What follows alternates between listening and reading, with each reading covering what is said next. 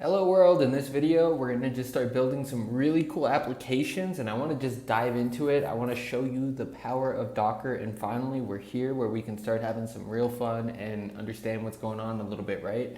So open up lesson 4 in your repo, make sure that everything's downloaded and follow along with me. I'm going to open up the terminal because this is all we need here. I'll clear this ugly console and I'm in lesson 4, right? So we have 4 different directories here. The README file will have a little bit more information when you're looking at the lesson, but for now we'll just walk through this together. I think we'll start with WordPress since this is one of the most popular CMSs out there on the internet.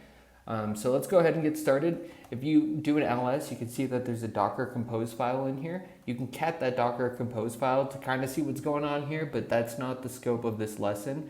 This lesson, we're just going to get into it. I want to show you how quick we can develop an application. So with this Docker compose file, we can run this command docker compose up.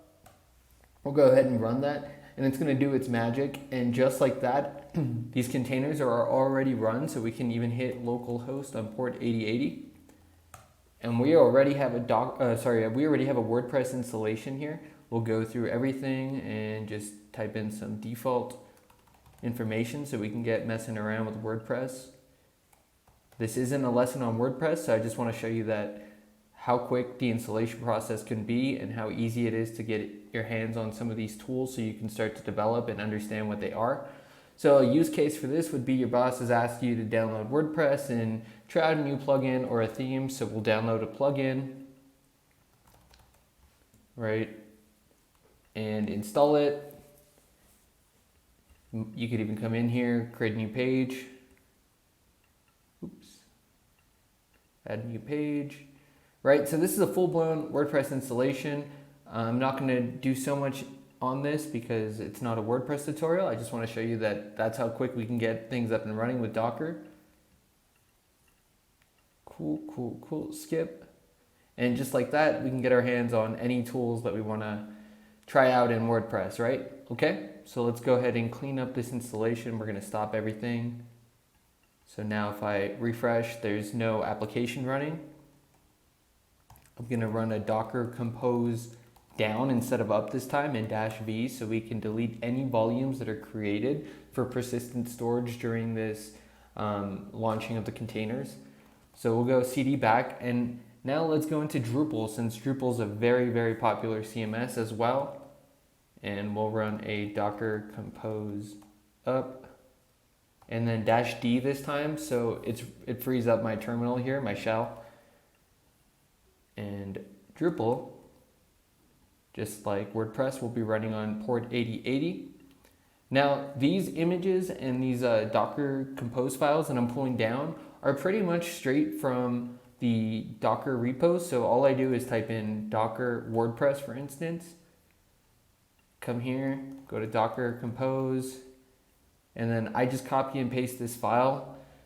One thing to note is because I am on a MacBook M1 and it doesn't seem like the MySQL latest images are supported at the moment, I'm switching out the MySQL portion with MariaDB. So if you cat, I think Drupal uses Postgres. Let's go back into WordPress, cat that Docker compose file. I'm using a different version. I'm using MariaDB 10-5-8. I just want to shout that out real quick, just in case anyone is trying to run something straight from here and then you don't understand why it's not working. But anyways, back to Drupal. So we've already got the Drupal containers running, and let's go ahead and do this installation. I know from some of the tutorials what to do. So Postgres. Let me just open up this Drupal for Docker documentation with you.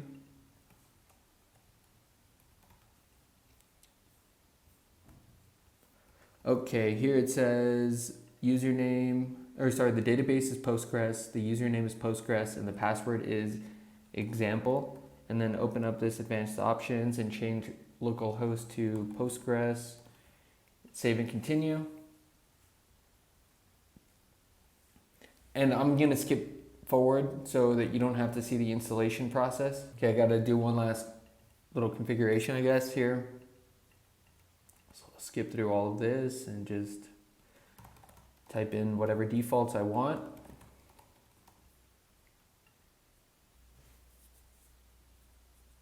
And just like that, we have an installation of Drupal. You can come here. You can start installing your themes if you want. You can do everything that you would with a standard Drupal installation. And you saw how quick it was to get that up. So let me go ahead and stop it by doing docker container down -v.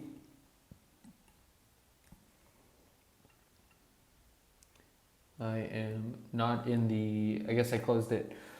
So I gotta go back to that directory I was in. So in this case, it's gonna, oh wait. Oh, sorry. Docker compose down -v. It's gonna stop this application for me. And we can move on to the next one. Okay guys, so next let's do ELK and then we'll finish it off with Joomla. So ELK is a stack actually. It's the, I'm gonna look it up for you guys. It's been a while since I've used it. I actually copied this code from this guy here. So go ahead, I'm gonna link him in the tutorial, but give him props, follow him, follow me too, why not? And this guy made it so we can just run docker compose and we'll get this ELK stack. So it's gonna give us Elasticsearch, Logstash, and Kibana. They're really cool. You could read a little bit more about them, but I'm just gonna build the application because that's what I do. I'm a Docker guy, right? I build. So we'll go to ELK. I build first and then ask questions later is what I meant to say. So then we'll do the same docker compose up -d. Gonna let it do its thing here. And now this port is localhost. This is still Joomla. Localhost 5601. So let's hit 5601.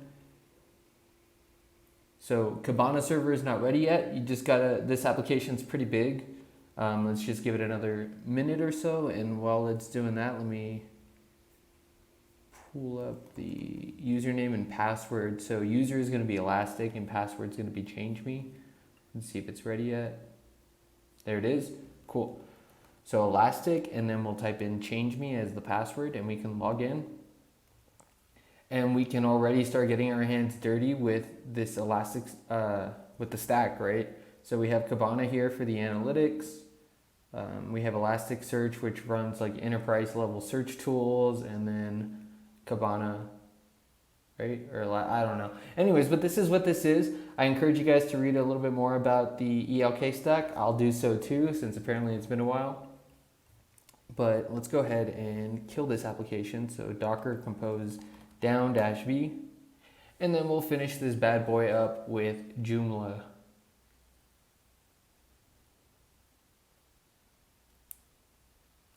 And you know, so like just think about your favorite application, whatever you use, whatever the installation process is kind of a pain in the ass to do. Like Magneto, right? I think is the name. No, it's probably Magento, but don't kill me. Magento, right?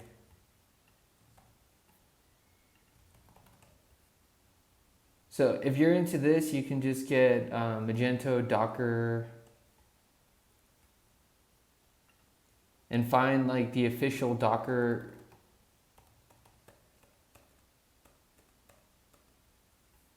and then you just find the Docker compose file that they want you to run for it, copy, paste, and do everything that we did. Okay. That's not the focus of this one. We can do Magento in a different one if people want, but let's just finish this off with Joomla. So let's go to Joomla, Docker compose, and again, let me just show you that there's a Docker compose file here. If you go here, it has all of its own information regarding these services, these images, containers, whatever that are getting built. So let's go ahead and do docker compose up -d, that D flag, so we can free up our shell here and run any commands that we want. And it says port 8080, so we'll go back on port 8080. And we'll go through this installation for Joomla, test Joomla set. You can type anything here, your admin username and password that you want, your email address, And here is where I needed some help, I believe. So I looked up this little tutorial here from this person. I'll link it there. Again, go ahead and give them a star. Why not, guys? People are working hard here, so if you acknowledge our hard work, give us a star, a like, a follow. I saw that the host name here was going to be MySQL. Username would be root. Oh, it's password. Example. So this would go here instead of localhost. Username would go root, and then database name is going to be Joomla. Install. And we have it. We log in with the username and password that we made. Here's a Joomla installation, and I don't know anything about Joomla, but just like that, we're already in here and we can start messing around, right? So this is my test article. Save. Preview that bad boy if you want. And just like that, we have everything running on localhost. So it's really showing off the power of Docker, how we can spin up really any application that comes to mind in a matter of seconds. So I encourage you to just go out there, search for your application that you usually are building or installing, and look it up how to do it on Docker, and boom, you can do it in a matter of seconds. So maybe the challenge is just go ahead and do a Magento just to see if you can do it, and I will do it as well. We can do it together. All right, everyone.